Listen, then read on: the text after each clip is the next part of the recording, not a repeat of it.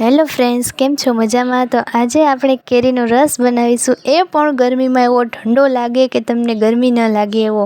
ના મિક્સર કે ના બ્લેન્ડર કે ના ચાળણી વગર આપણે આજે કેરીનો રસ બનાવીશું. તો કેરીના રસ બનાવવા માટે મેં અહીં કેસર કેરી લઈ લીધી છે અને એને પાણીમાં ધોઈ લીધી છે. ધોવાની જરૂર છે કેમ કે એમાં દવા હોય, કેમિકલ વગેરે હોય, આપણે એને ધોઈ લેવી સારી, બહારની ધૂળ બૂળ ઉડી હોય તો મેં અહીં 6-7 કેરી લીધી છે અને તેને ધોઈ નાખી છે. તો કેરીનો રસ આપણે બહુ મસ્ત બનાવવાના છીએ. તો તમે અમારી ચેનલમાં હજી નવા હોય તો ચેનલમાં લાઇક, શેર અને સબસ્ક્રાઈબ કરી દેજો અને કોમેન્ટ કરી દેજો. તો અહીં મેં કેરી ધોઈ લીધી છે અને આપણે કેરીને શું કરવાનું છે ખબર છે?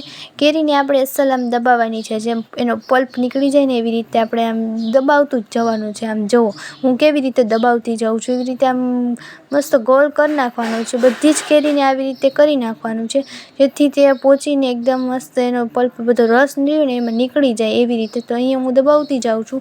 તમે જોઈ શકો છો કે 2 હાથની મદદથી હું કેમ કરતી જાઉં છું. તો બસ મેં એ બધી જ કેરીને એવી રીતે દબાવી દીધી છે અને હવે આ તપેલી થોડીક તોલી થઈ ગઈ છે તો હું એને ધોઈ નાખું છું. તો એ મેં તપેલીને ધોઈ અને જે દબેલી કેરી હતી એને લઈ અને જે ઉપરનું જે હોય ને એ કાઢી લેવાનું છે. અને તમે જુઓ કે હું પલ્પ કાઢીને એમાં નાખી દઉં છું. તો આવી જ રીતે બધી આપણે કેરી જે દબાવેલી હતી ને બધી જ કેરીનો પલ્પ આપણે તપેલીમાં નાખી દેવાનો છે. પલ્પને નાખીને પછી આપણે એને ઝરણીની મદદથી આપણે એને મિક્સ કરવાનો છે. તો તમે જુઓ કે બ્લેન્ડરનો આપણે ઉપયોગ નથી કરવાના, ઝરણીની મદદથી પણ આપણે મિક્સર જેવો રસ બનાવી શકીએ છીએ. તો એ મેં બધી જ કેરીનો પલ્પ કાઢી નાખ્યો છે. હવે એમાં આપણે ખાંડ નાખી દઈશું. ખાંડ તમારે નાખવી હોય તો નાખી શકો છો. પછી દૂધ આપણે એડ કરી દઈશું થોડુંક, ને દૂધ પણ ઓપ્શનલ છે, તમે નાખો તો. થોડોક બરફ આપણે એડ કરી દઈશું.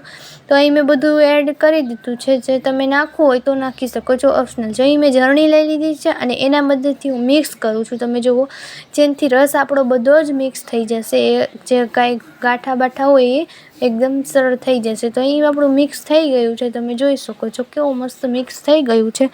તો હવે આપણે એને એક ચમચા કે લોયાના મદદથી આપણે એને હલવી લઈશું. તમે જુઓ કે કેવો મસ્ત મિક્સર વગર પણ રસ બની શકે છે મિત્રો. તમે જોઈ શકો છો કેટલો મસ્ત રસ બન્યો છે. તો હવે આપણે એને એક વાટકીમાં લઈ લઈશું. તો બસ મિત્રો, તમને મારો વિડીયો ગમ્યો હોય ને તો લાઇક, શેર અને સબસ્ક્રાઈબ કરવાનું ન ભૂલતા અને કમેન્ટ કરી દેજો કે તમને મારો આ રસની રેસીપી કેવી લાગી. Thank you.